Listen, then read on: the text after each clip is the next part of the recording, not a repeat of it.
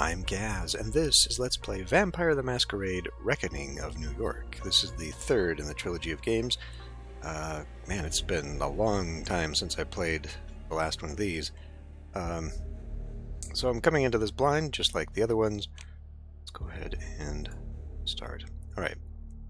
We have a locked character here, so I guess there's a second extended story. And we have Callie of House Ravnos, not House, Clan Ravnos. So I don't know much about vampire, just lore in general. I've always had just sort of like a surface level knowledge of the game, the background and the story. But apparently the Ravnos are like tricksters, and they are nomads. They have like a curse where they can't really, they're not really loners, but they kind of just are nomadic, I guess. So like, apparently according to their lore, there's two branches. There's the Western and the Eastern, and like the Western are kind of like the Roma, and Eastern are Indian.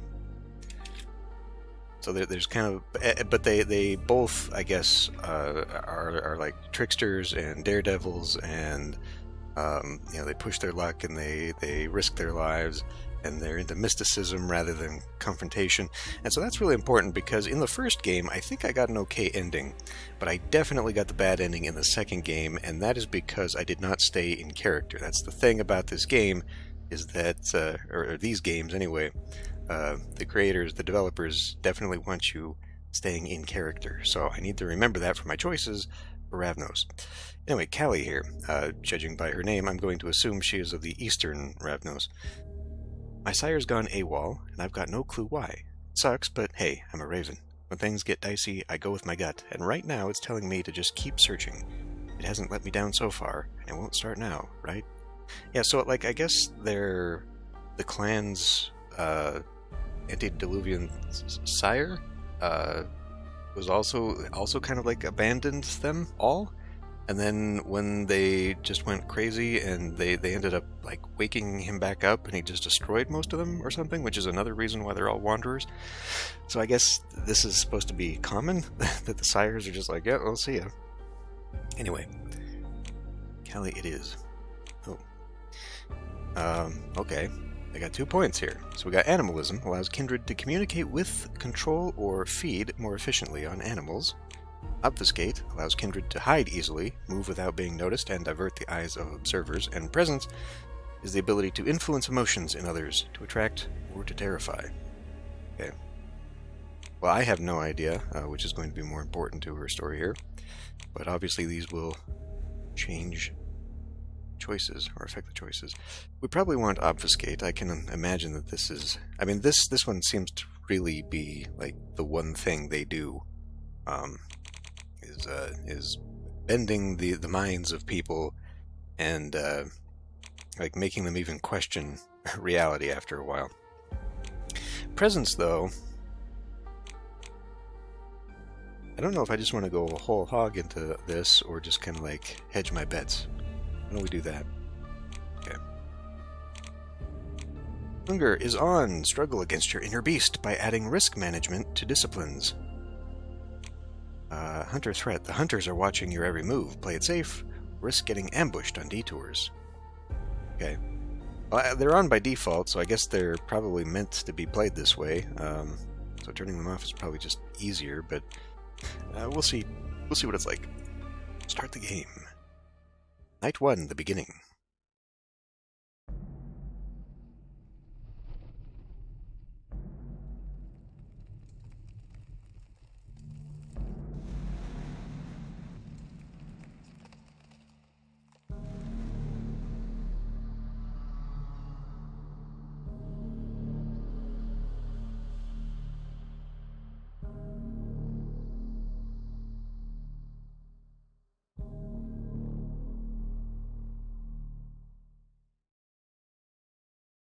December 2024, 7 nights till New Year.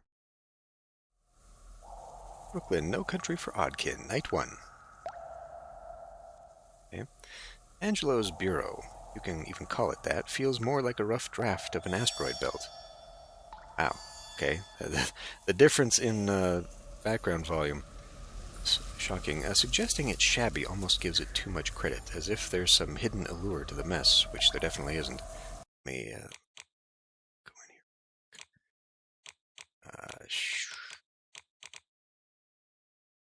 How about that? Nope.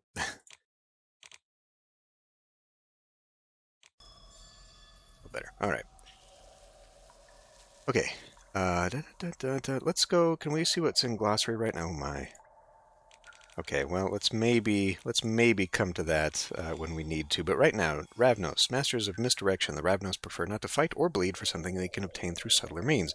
They can charm and vanish within the same mortal breath, and those once fooled quickly learn to question their very senses when in the company of ravens. Always on the move, the Ravnos can never rest in the same place for long, lest their curse light them on fire as they slumber. Is that actually a thing? But anyway, yeah, like it shows you here, rogues, ravens, daredevils, and the haunted. They're all sorts of skullduggery, I guess, is their thing. Right, continue.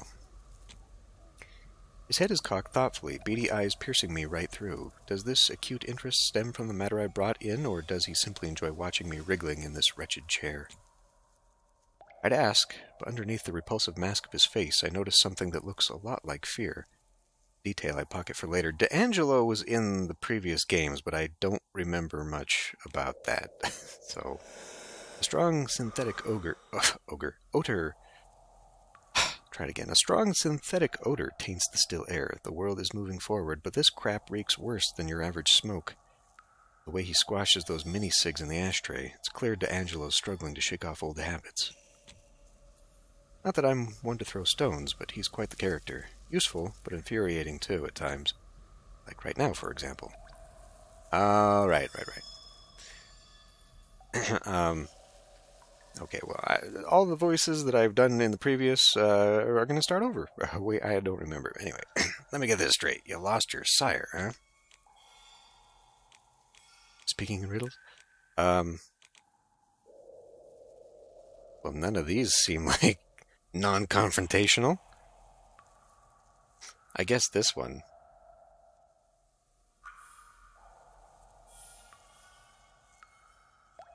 What is he again? He's Nosferatu, right? Crazy. Anyway, patience, Callie. Oh? Is that not the one? Am I speaking in riddles? Oh, you have to hold it to select it. That's it, okay. No, I didn't lose him. He just chose to be a no-show. Which doesn't happen all that often, I take it. Not without telling me it doesn't. Reynard Castle has a knack for vanishing, though. Maybe he had to make himself scarce. Skip town. He'd have left me a clue for sure. You still rely on those wall tags? The hobo code and whatnot? Oh, so she's Roma? I don't know. Little Chandler here has totally been killing it lately. I mean, I might have casually mentioned the code once or twice, but nothing major. Alright, maybe I showed him a symbol, one that's pretty much useless on its own. If Reynard catches wind of me spilling the beans, he's gonna flip. He's like Fort Knox when it comes to our secrets. We do, and I found absolutely zilch, which doesn't happen, by the way. We never bail on each other when we split up for stuff like this. It's just too dangerous. Maybe he didn't have a chance to leave a trail. Where were you two supposed to rendezvous? Doesn't need to know. Why is he snooping around so much? I should tell him. Well, okay, so we're all about the secrets, right?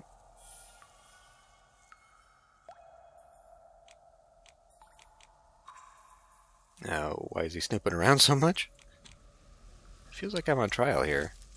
You literally asked me to conduct this investigation. What do you expect me to do? Pull an answer out of my ass?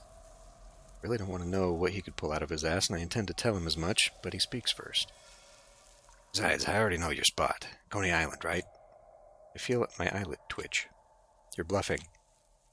I was, but your reaction spilled the whole story. Maybe dropping by D'Angelo's wasn't such a great plan, or maybe he's not as useless as I assumed, but he's definitely got me on edge. I shoot him a skeptical glance, but he appears to be elsewhere, lost in his own thoughts. His lips move silently, almost like he's whispering a prayer. Prick my ears?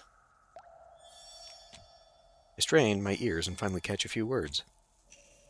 Damsel in distress entered this dimly lit office. Lost in the urban jungle and with nowhere to go, she turned to the only person she could trust. Detective Extraordinaire, Gianni D'Angelo. Neither of them foresaw the storm brewing, ready to shake their world to its core. I'll skip over your noir wet dreams, but what's the deal with the storm? Huh? Don't you worry about it. The way he says it really makes me worry about it, but I brush it off. So you made your way to Coney Island, but came up empty-handed. No castle, no trail to follow. Anything noteworthy at all? Just your typical shady assholes loitering around, clearly up to something. Standard for New York City, as far as I'm aware. Shady assholes? Who, kindred? Regular folks, I think, all twitchy and restless. Furrows his brow, nodding slowly, but seems more in mourning than deep in thought. When he finally speaks, it's not at all what I was expecting to hear. To be frank, Callie, probably, I'm running short on answers. Your sire seems just temporarily unavailable, or gone for good, or something else. Can't say I'm entirely shocked. Tries to stroll around nonchalantly, but the mess in his bureau just as nonchalantly throws him off balance. It completely ruins his noir vibe, so I shoot him a cheeky grin, but he's too caught up to even notice. Breaking character must have rattled him good. If I were you, I'd take a leaf out of his book and disappear pronto. In fact, that's exactly what I intend to do once I'm through with my business in the city. I unpocket the fear I observed a moment ago and give D'Angelo another good lasting look. He's genuinely terrified, like seriously scared, but there's this hint of desperation too. Gotta tame my inner con artist. She's practically salivating in my head, just waiting to join in. But when things go south, D'Angelo's the buddy you stick with, not somebody you ditch and forget. Gianni, seriously, what's up? I'm kind of freaking out here. There are too many loose ends to stitch together a complete tale, and frankly, it's too lengthy for just one night anyway. There's a storm gathering in the city. I've been through some rough patches, but this feels like a whole different kind of trouble. Cut the cryptic shit just for once. Looks over my shoulder, lost in thought, like he's figuring out how to drop an anchor on someone who's already drowning. Our kind has been dropping like flies lately. Nobody seems to be a specific target, but it's hitting mostly Duskborn. Right, the plot of the first one, right? Was it the church was coming in? Like the whole New York thing, from what I recall, is actually like a subplot campaign thing in the role-playing game. The court dubs it... New glossary term added. The court dubs it the culling of thin bloods. Real knee slapper they got, the sons of guns. Guess we could look at that. It's Cryptolect? Court. The social system of the city's Camarilla kindred, resembling the feudal system of mortals. At the top is the prince. Below them, the members of the Primogen Council. Order in the domain is maintained by a sheriff. Gatherings are organized in secret sanctuaries known as Elysiums. The Cryptolect. A specific cipher unique to each Ravnos band that lets them communicate in code. Kali's coterie employs a modified hobo code distinguished by the addition of 3 lines over a dot. 3 lines over a dot, allowing only those in the know to understand the message behind the altered symbols. Okay. But there had been other victims too. A chill runs down my dead spine. Here's the sad reality. I feel like he would belch in the middle of talking, actually. New York City has never been as dangerous for kindred as it is these nights.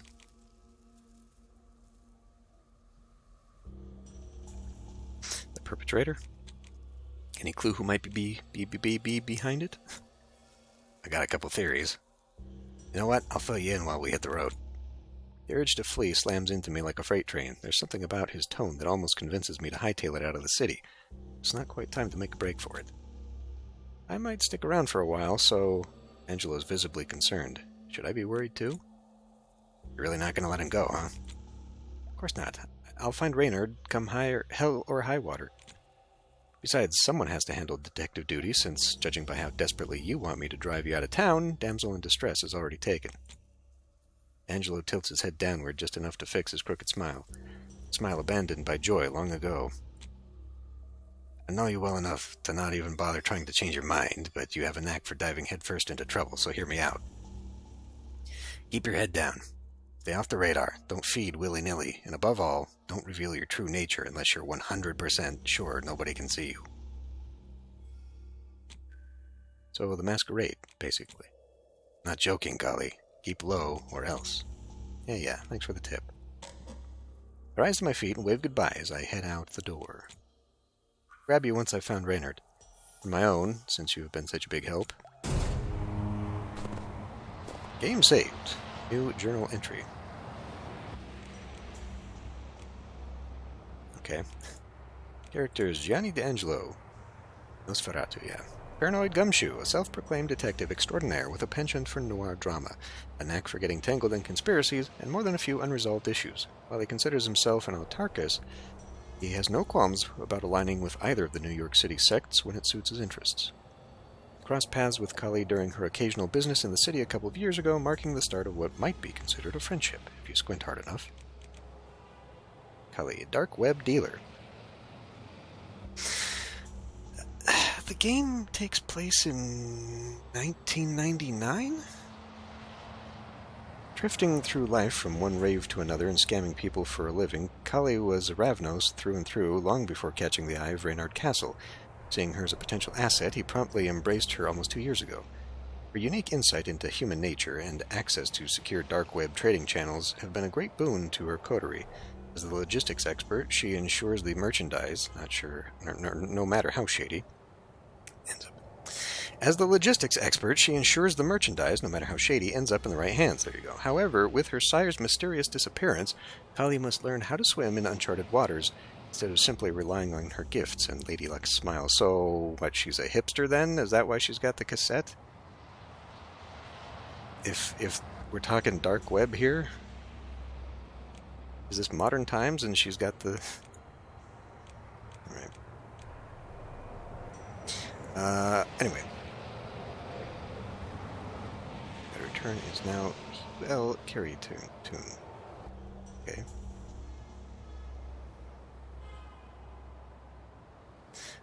I don't know. You got to be careful now, because is this AI? I don't think the other games you had to worry about it, but... And it takes me a while to actually notice the air around me, crisp and clear without the ever-present stench of D'Angelo's nicotine habit. I find it's taking me longer each time to catch on. I reach the point where I don't notice it anymore. Reynard's silence and the total lack of hints about his whereabouts bug me way more than I'm ready to say out loud. The streets are deserted. It's like everyone vanished, scared off by the winter chill that mortals seem to hate. The darkness of the night lit up by bursts of color. It's kind of beautiful in a bleak urban way. But my sire's gone. I don't know what to do. Back at D'Angelo's, I was all talk, swearing that I'd track down Reynard myself or burn up trying. Be sure he saw right through my BS. Were I half as confident as I pretended, I wouldn't feel so utterly lost. In late December, the big fucking dangerous apple of all places. Hold up. Oh, it just said so. I was trying to remember. Like, it told us it was December, but I couldn't remember if it said the year. If D'Angelo's warnings have any weight, maybe it's time to bulk up our supplies. Our supplies? Our coterie? Let's just say we're big on being ready for anything. Reynard's the mastermind behind all our safety nets, making sure we don't even brush close to failure. His obsessive preparedness has pulled us out of the fire more than once. Wherever we're running our gigs, we've got these spots stocked up with goods and, let's call it, personal protection. One of those hidden caches lies just around the block, if I remember right. It's been ages, but that's probably the first place I should hit up before I go hunting for Reynard. Okay. It's got a new thing, the coterie, a small group of kindred, united by the need for support and sometimes common interests, often called the crew or gang. Better safe than in the grave, right? End. Alright. Journal entry added. Now what? Okay. See it. Brooklyn, precautionary measures detour. Survival is the game we all play, or so Reynard always preached to our gang. That's why we've stashed supply caches all over. If D'Angelo's warning holds water, grabbing some supplies might actually come in handy. Square 1, Coney Island, main quest. I see. The rundown parking lot where I stashed my RV seems deserted enough to keep away prying eyes. I should head back to Coney Island and see if Reynard showed up while I was away. Maybe he left one of our signature wall signs, cluing me in on what to do next. Square one the RV. Sure, my RV is a fortress on wheels and all, but I'd better move it before it starts drawing too much attention. And if anything happens to our stash, I'd rather not dwell on that unless I want dodging Reynard to become my main focus instead of figuring out where he vanished. So this is Detour side quest, right?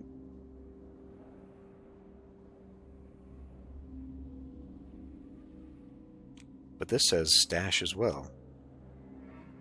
Should I side quest this? So what? God, I wish the tooltips would stay on things. It said something about like you pull risks and like do this when you're on detours. Still though, if it pays off, we should do it, right?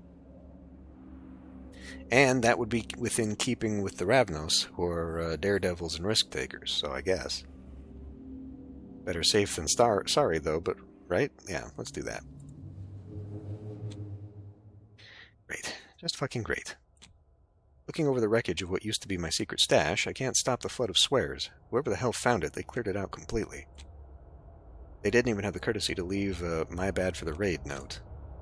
It wasn't a treasure trove or anything, just an old combat knife, a bulletless revolver, and some jewelry I was planning to pawn off for far less than what they're worth. I get why they'd take that stuff, but seriously, what's anyone going to do with a cooler full of expired blood bags? This have been the work of one of our kind? After what D'Angelo said, it doesn't seem too far-fetched. Fuck. Whoever they are, better hope I don't find them first. Stepping back onto the streets, the harsh reality hits me. The gear is history, and no amount of complaining is going to magically bring it back. Believe me, I tried. But then again, maybe I'm just being paranoid. D'Angelo has a thing for urban legends and slapping conspiracy theories onto pretty much anything. Why should this time be any different? It's Christmas, after all. Around these parts, looting is practically a holiday tradition. As I'm coming to terms with my situation and thinking about what to do next, I get that weird feeling. It's like my inner alarm system is giving me a nudge, telling me something's off. A quick look behind me. Ooh. Threat increased. Confirms it. Yep, I got followers. And not just one, but two. Finally, I'm hitting my social media milestones. Okay, so this can't be the 90s. My gut tells me to move faster, and I find myself darting into a barely lit alleyway, disappearing into the shadows. I press myself against the cold bricks and wait. That's when I catch it. A high-pitched voice, filled with endless babble. Her words cut through the air, harsh and acidic. She's talking about me, and it's far from flattering. It was her, as the freak draped in all that drab gray. I haven't told you. Drab gray? Who the hell does she think she is? Need to get a look at them. Girl, we come back empty-handed for the third time, and we're fucking cooked. Oh, fuck her and her cheap-ass forest ranger getup. Nerve to diss my look. To diss my look? Why are they even after me anyway? The one making all the noise is fidgeting non-stop, like a squirrel high on candy, muttering something I can't make out. It's clear planning impromptu actions isn't her strong suit. The other one seems timid, obviously wishing she was anywhere but here. I'd find the whole scene hilarious under different circumstances, but I've got bigger fish to fry than this low-budget permanent Midnight remake. Daunt, scare the shit out of them. Unseen passage. Well, I have two here, huh? Walk away undetected. That's kind of what we do. Enough is enough. I'm out of here. I embrace my surroundings, slipping into another layer of myself, cool and weirdly comforting. It makes me feel invincible, like a stealthy panther lurking unseen in dense undergrowth, gliding silently through the urban jungle. As I walk past both girls, I catch a glimpse of a two-way radio and a revolver. My revolver, tucked under the loudmouth's jacket. She's the embodiment of every mean girl stereotype, but armed and dangerous. Thought there weren't any bullets in it. Mostly to herself. In the end, I leave them both be. They weren't exactly a threat, but damn. Turns out D'Angelo wasn't just blowing smoke up my ass. But none of that alters my goal. Finding Reynard remains a top priority. I go back to Coney Island and see if he turned up while I was gone. The possibility of berating him for thoughtlessness cracks me up, if only a little. Shit.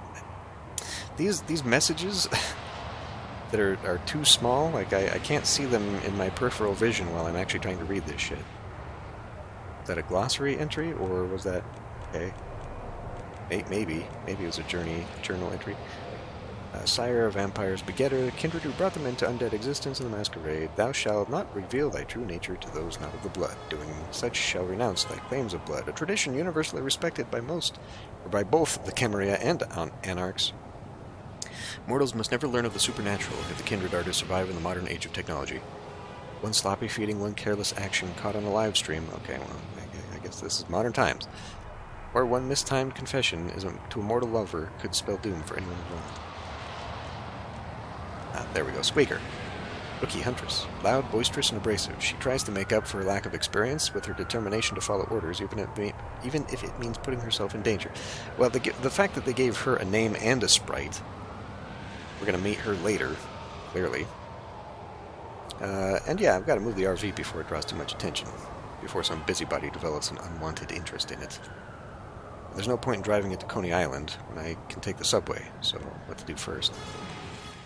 Well, I mean, moving this, I kind of feel like we're going to get tracked. If they came for my stash, they might be coming for this too, right? But, like, I should probably go for this. If anything happens to our stash, Reynard's going to skin me when he shows up. I happen to like my skin. Had it for as long as I can remember. Plus, it's not like he's facing his final death or anything, I think. New York really lives up to its rep as the city that never sleeps. People keep walking past, oblivious to the intensity of my gaze.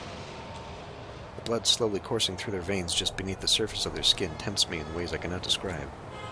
I force myself to look away, not for the dregs of my own mortality, nor because I feel any grand respect for them. It's simpler than that. Too many eyes, too much risk. I thought they were daredevils. My crew's unspoken credo. Okay, so maybe I'm wrong about taking risks then? I don't know, man. Like, I thought... Because the wiki entry says that, like, when they try to turn people, they find, like, daredevils, risk takers, you know, people like Wall Street brokers, and then, well, okay, let me see, con artists, performers, venture capitalists, travelers, people who are kind of always living on the edge. So maybe that's not true here? I don't know. As I approach the ruined parking lot where I've stashed my RV, I freeze. Shit. There's already a crowd milling around. 2. No, 3 of them. Maybe mortal, but kindred or ghouls are much more likely. Because what? Random thieves suddenly got their hands itchy for an RV as old as mine? Well, I mean, maybe. No, they must be Camarilla types, given where we are. I can feel my vitae starting to boil, but I play it cool. What's their interest in my RV? They even find it. More importantly, how do I get them to leave? Okay, well, so chemistry is like... It's like the magical illusion part of their thing, right? I'll give them something to chase. And given that it's my 2 stat, that's what we want. I gesture subtly toward the far end, hunger increases, of the lot and conjure up the loud, discordant sound of a garbage bin falling over, coupled with muffled curses and retreating steps. With luck, the prowlers will take the bait. They do. They carelessly drop whatever they were holding and, one by one, cock their heads and prowl toward the source of the sound, moving away from my spot. This is my moment. I sneak over to my van, only to see it's been completely ransacked. I've wrecked it, digging through hidden compartments, flipping through confidential documents that won't reveal anything to them, spilling my meticulously stored blood, and tossing my sparse furnishings onto the pavement. My home, violated, ruined, done. Barely containing the wrath simmering just under my cold, undead skin, I force myself to calm down. Sneak into the driver's seat before my illusion fades away. Speeding off right under their noses is bold, maybe even a bit stupid, but, well... I follow my gut like I always do. It rarely fails me. But when it does, oh boy. I mean, I'm Ravnos, right? The first idea that pops into my head is typically the winner. Oh boy, that's terrible for me, the actual player, who is constantly tangled up in my own thoughts. Just as I'm about to make my move toward the RV, I spot her. Actually, scratch that. It's my skin that reacts first, every hair standing on end as if electrocuted. An alarm blares in my head, screaming danger. Only then do I see her stepping smoothly out of the shadows, gait relaxed and yet somehow predatory. Leaving so soon, sugar? That's the, coterie lady, right?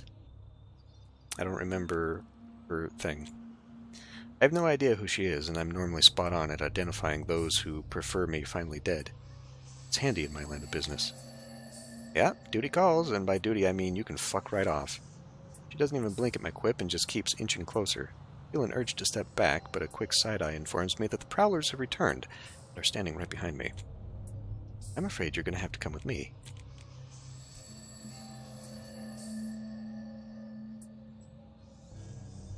Am I a criminal now? I was raised better than that? I was raised better than that? I don't... Am I a criminal now? I mean, is that evasive? Probably overthinking this. I was raised better than that. Sorry, no can do, sugar. Dad always said not to go out with strangers. The smile stretches wider, but it's devoid of any real humor or warmth. She's only steps away now, and I'm effectively trapped. Well, this stranger isn't giving you too many options, doll. I'm Valerie Duval, the Scourge of New York. The council issued an arrest warrant in your name since they've taken interest in your unusual endeavors. With those recent business meetings, you've left a trail of breadcrumbs too scrumptious not to follow. Fuck, barely had time to look around New York, let alone meet up with anyone. Now you can either accompany me without fuss, or, well, let's just leave it to the first option. It's decidedly in your best interest. We're not fighters anyway. She gestures to one of the prowlers behind me, or henchman, I guess, who brandishes a hefty, sharpened stake. My throat tightens involuntarily. What the fuck does the council want with me? Our crew's business isn't all that against their precious traditions, is it? Not without reason, darling. Your move?